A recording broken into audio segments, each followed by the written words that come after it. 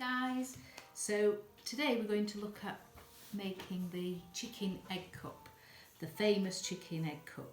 So you'll need about a pound of clay, and what you need to do is just reserve a bit of that clay to one side, and then your other piece of clay, you want to cut that into half.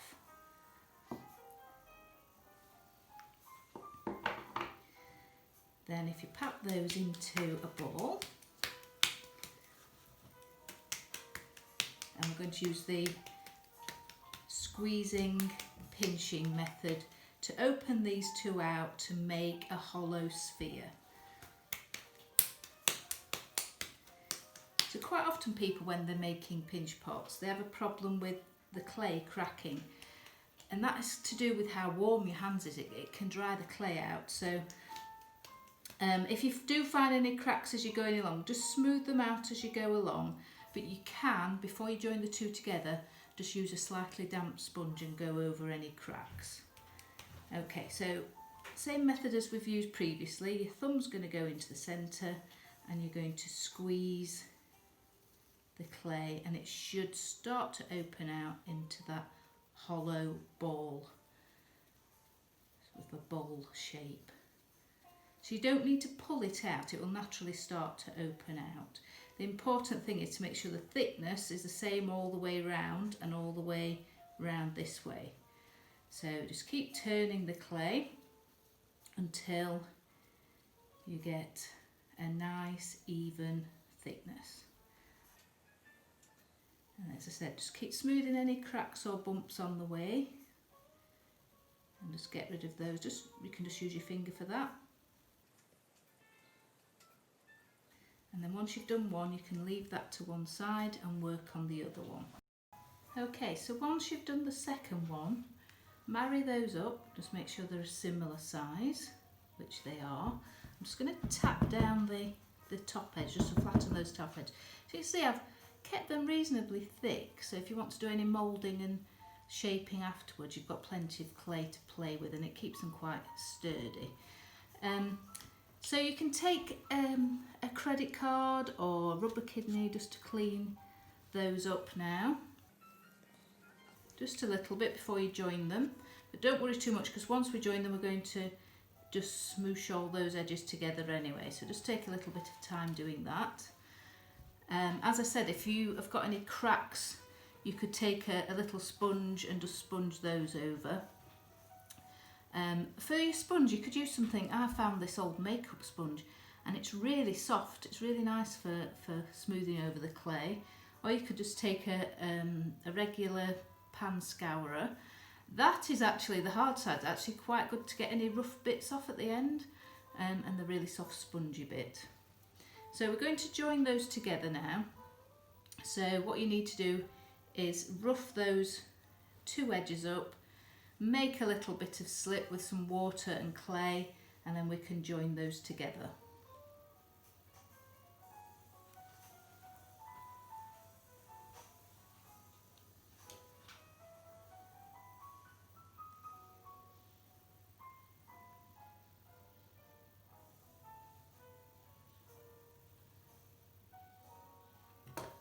Okay, so we've put the slip on there and I've scored both sides, so I'm going to put those together now.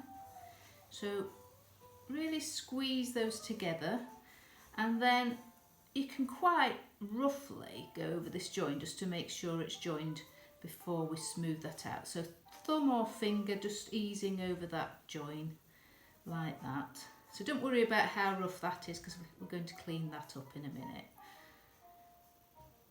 So work your way all the way around. So you can see mine's quite rough, but then I'm going to work round this way. And now the air's trapped inside, so that's really solid. It's not going to suddenly concave. So if you take a credit card, piece of cardboard, you can just work over that join. Now just with that, just to smooth that over.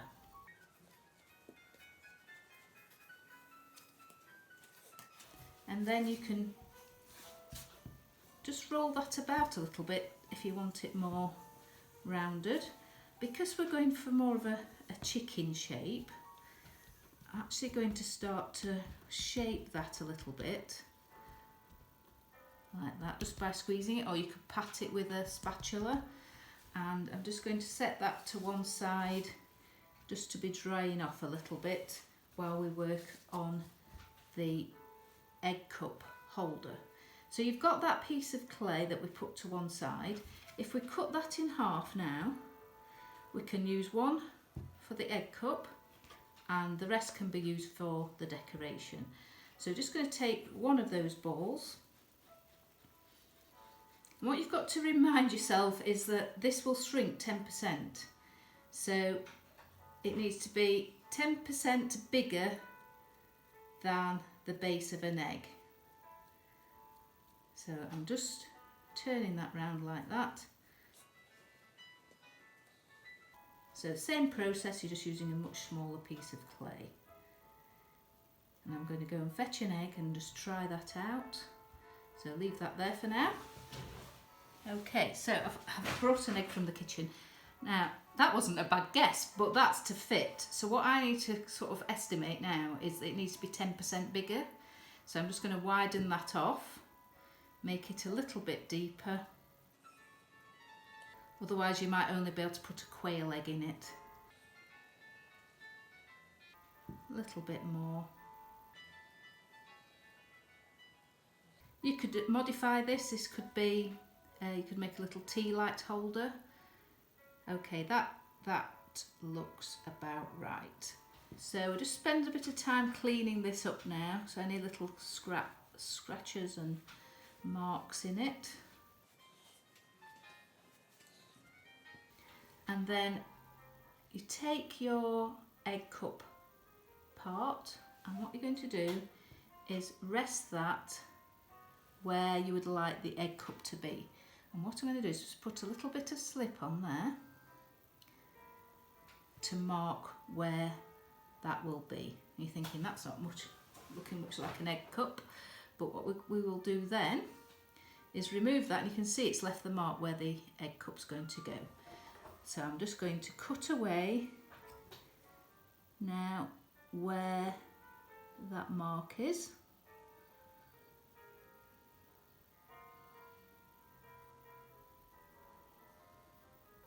And lift that out.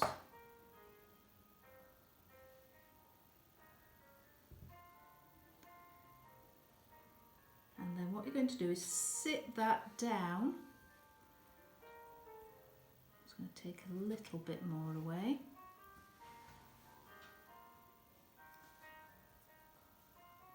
So you don't want it to slip through totally, it just wants to hang nicely into that opening. Like that. That's perfect. So you can scratch where that's going to join now.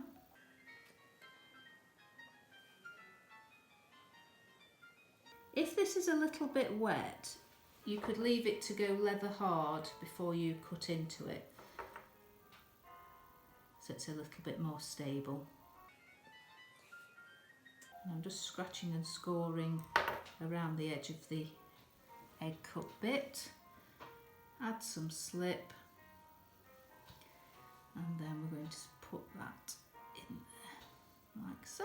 So you can see that now has created the egg cup part, and I can just again, just with my fingers, smooth over that edge.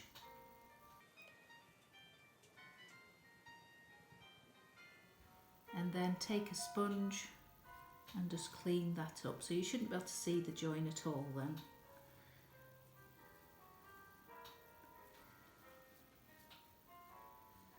I'm just going to check that egg again. Yeah, so I'm just going to squeeze that down a little bit, just to increase that depth a little bit, so it sits a little bit lower. Okay, and again put that to one side. Okay, I'm just going to raise this up a little bit so I can see what I'm doing, and you can shape it a little bit more now. So with the other piece of clay that you've kept to one side, what you're going to do now is create the head and maybe some tail feathers, and start to stylize that into a chicken, a turkey, a long-necked chicken with a scarf. And with that piece of clay that's going to form the head, as long as it's kind of that size, you don't need to hollow it out. If you're confident there's no air bubbles in there. If you're not confident, then I would actually make that into a little pinched form. What you just have to remember is, as we've said before, there then needs to be a tiny hole to release any air in the kiln from that section. You also need a hole in this body as well, because that at the moment is without a hole. So just shape that head how you would like it. So something like that, I'm thinking. And again, scratch and slip that on.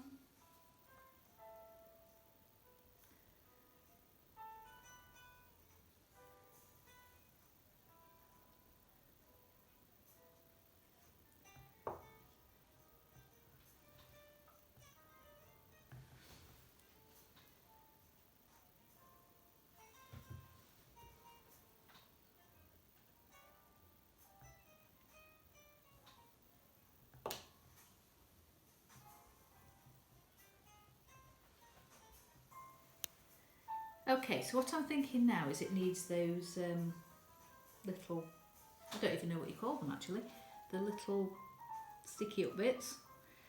Need an expert to tell me.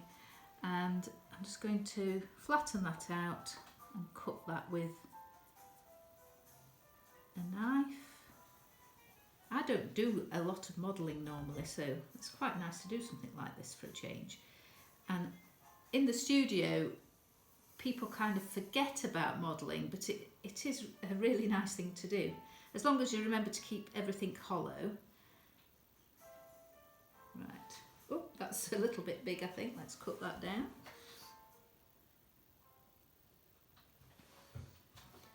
I could do with a chicken to model from now.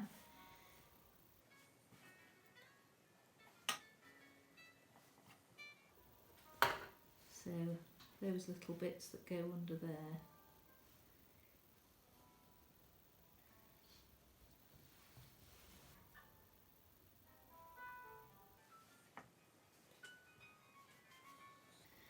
Okay, so finally just the tail section. So that can just be made out of a solid piece of clay. Just turn that back round.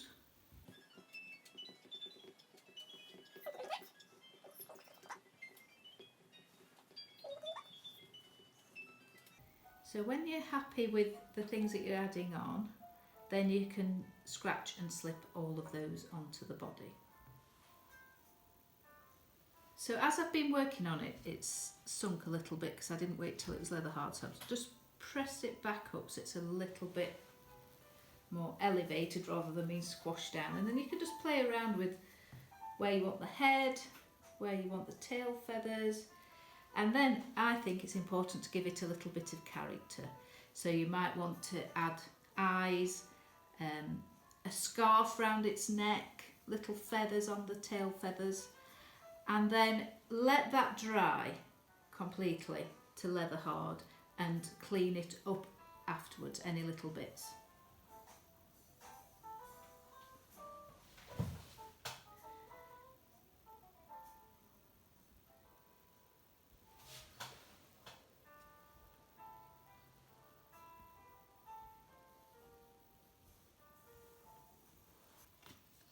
This is a credit card that I've cut up, so I'm going to use that to make the marks into the tail.